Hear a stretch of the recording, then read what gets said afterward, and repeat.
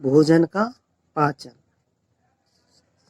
भोजन के पाचन की प्रक्रिया यांत्रिक एवं रासायनिक विधियों द्वारा संपन्न होती है। मुख गुहा के मुख्यतः दो प्रकार है: भोजन का चर्वण और निगलने की क्रिया करना। लार की मदद से दांत और जीवा दोनों को अच्छी तरह चबाने एवं मिलाने का कार्य करते हैं। लार का श्लेष्म भोजन कणों को चिपकाने एवं होता है। जठर ग्रसिका अवरोधनी भोजन के आमाशय में प्रवेश को नियंत्रित करती है। लार में विद्युत अपघट्य होते हैं, यानी कि इलेक्ट्रोलाइट्स होते हैं। 4 होते हैं: सोडियम, पोटेशियम क्लोराइड और कार्बोनेट CO3 HCO3। और एंजाइम्स होते हैं, 2 एंजाइम होते हैं, एमाइलेज और लाइसोजाइम। एमाइलेज को टॉयलिन भी कहते हैं। अब हम देखते हैं पाचन की यांत्रिक तो हमने देख ली, अब देखेंगे हम पाचन की रासायनिक विधि। मुख गुहा में कार्बोहाइड्रेट को जल अपघटित करने वाला एंजाइम टॉयलिन की सक्रियता से प्रारंभ होता है। मुख गुहा में कार्बोहाइड्रेट का पाचन शुरू हो जाता है। लगभग 30% स्टार्च इसी एंजाइम की सक्रियता से pH 6.8 से डाइसैकेराइड यानी माल्टोज में अपघटित होता है। लार में उपस्थित लाइसोजाइम जीवाणुओं के संक्रमण को रोकता है। आमाशय की म्यूकोसा में जठर ग्रंथियां स्थित होती है। आमाशय की म्यूकोसा में जठर ग्रंथियां स्थित होती है। जठर ग्रंथियों में मुख्य रूप से 3 प्रकार की कोशिकाएं होती हैं। पहली, म्यूकस का स्राव करने वाली श्लेष्मा ग्रीवा कोशिकाएं। म्यूकस का स्राव करने वाली श्लेष्मा ग्रीवा कोशिकाएं होती हैं।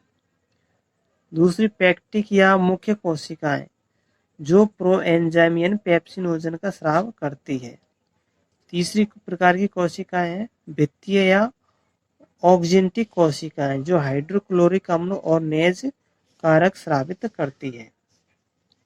नेज कारक विटामिन B12 के अवशोषण के लिए आवश्यक होता है। आमाशय 4 से 5 घंटे तक भोजन का संग्रहण करता है। आमाशय की पेशीय दीवार के संकुचन द्वारा भोजन अम्लीय जठर रस से पूरी तरह मिल जाता है, जिसे काइम कहते हैं। प्रोएंजाइम पेप्सिनोजन हाइड्रोक्लोरिक अम्ल के संपर्क में आने से सक्रिय एंजाइम पेप्सिन में परिवर्तित हो जाता है, जो आमाशय का प्रोटीन्स जलापघटनीय एंजाइम है।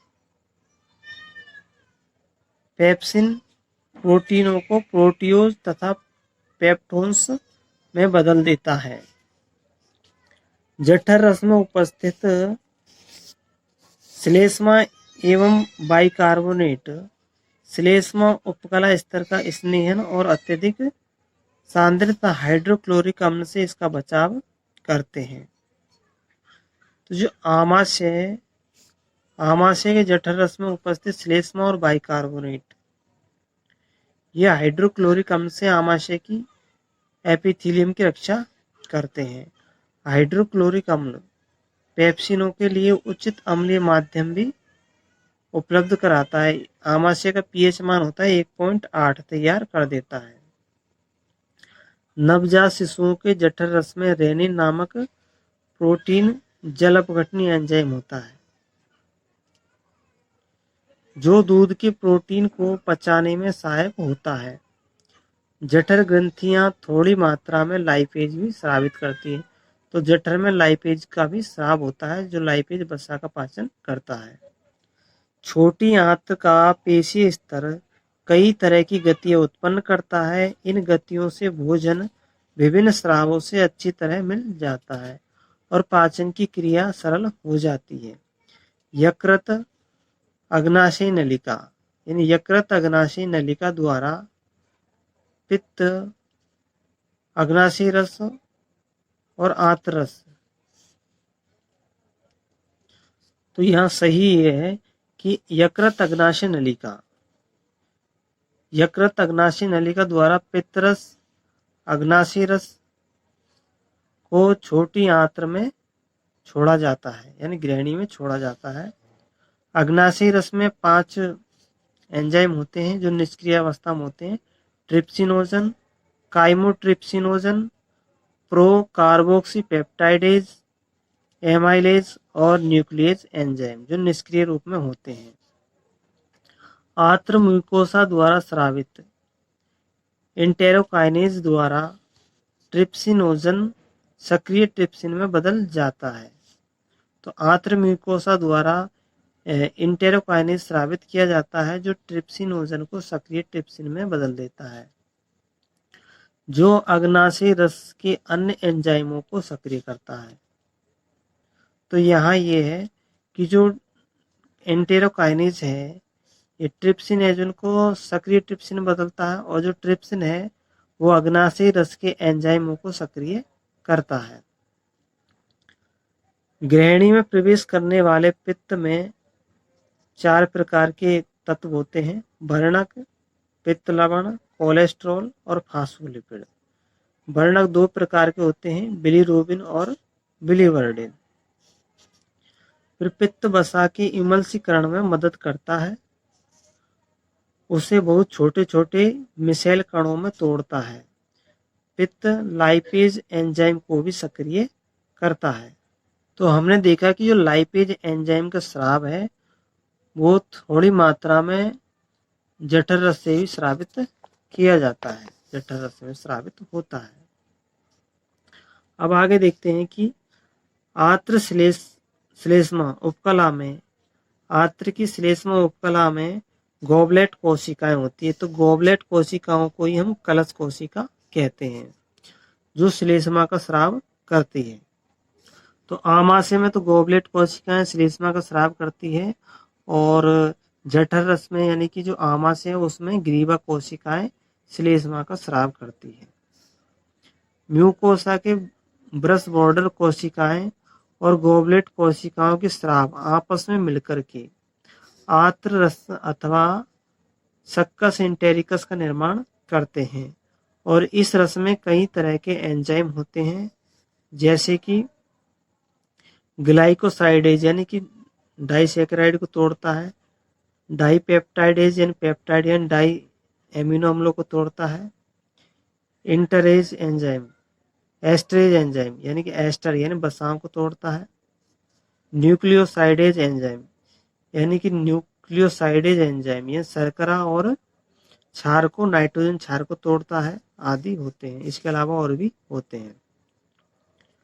म्यूकस अग्नाशय के बाइकार्बोनेट के साथ मिलकर आंत्र म्यूकोसा की अम्ल के दुष्प्रभाव से रक्षा करता है। तो म्यूकस अग्नाशय के बाइकार्बोनेट के साथ मिलकर आंत्र म्यूकोसा की अम्ल के दुष्प्रभाव से रक्षा करता है। तो हम देखते हैं जो छोटी आंत्र है उसमें क्षारीय माध्यम उत्पन्न करने का काम करता है अग्नाशय।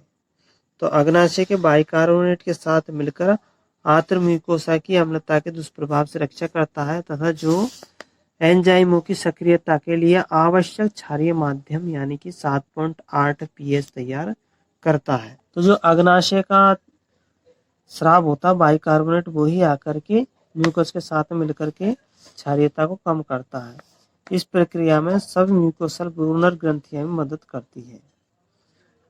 तो म्यूकोसा में म्यूकस ग्रंथियां पाई जाती है और सब म्यूकोसल में ब्रूनर ग्रंथियां पाई जाती है। आंत में पहुंचने वाले काइम में उपस्थित प्रोटीन, प्रोटियोज और पेप्टोन्स जिनका आमाशय में आंशिक अपघटन होता है, अग्नाशय रस की प्रोटीन अपघटनीय एंजाइम इनका पाचन करते हैं। यहाँ देखते प्रोटीन, पेप्टोन्स और प्रोटियोज ट्रिप्सिन, काइमोट्रिप्सिन और कार्बोक्सीपेप्टाइडेज द्वारा डाइपेप्टाइड में तोड़ दिया जाता है। अब कार्बोहाइड्रेट आता है उसका अग्नाशयी एमाइलेज द्वारा डाइसैकेराइड में जल अपघटन हो जाता है। फिर जो वसा पित्त की मदद से लाइपेजेज द्वारा क्रमशः डाइस और मोनोसैकेराइड में टूट जाता है। तो वसा पित्त की मदद से लाइपेजेज द्वारा क्रमशः डाई और मोनोग्लिसराइड में टूट जाते हैं। अग्नाशयी रस के न्यूक्लियेज न्यूक्लिक अम्लों को न्यूक्लियोटाइड और न्यूक्लियोसाइड में पाचित कर देते हैं। अब हमने देखा कि आंत्र रस के एंजाइम उपर्युक्त अभिक्रियाओं की अंतिम उत्पादों को पाचित कर अवशोषण योग्य सरल रूप में बदल देते हैं। पाचन के ये अंतिम चरण आंत के म्यूकोसल उपकला कोशिकाओं के बहुत ही समीप संपन्न होते हैं। यह डाइपेप्टाइडेज है, तो डाइपेप्टाइड को एमिनो अम्ल में तोड़ देता है। अब शर्करा की बात करते हैं तो सोमाली डाइसैकेराइड 3 है सोमाली। अब इनसे जो संबंधित मोनोसैकेराइड है फग्गू यानी फ्रक्टोज गैलेक्टोज और फग्गू फ्रक्टोज ग्लूकोज और गैलेक्टोज सोमाली। और ग्लूकोज तो सभी में होता है, तो इनको इस तरह से पहचान लेंगे सोमाली फग्गू। फिर आगे देखते हैं न्यूक्लियोटाइड। तो न्यूक्लियोटाइड को न्यूक्लियोटाइडेज और न्यूक्लियोसाइड में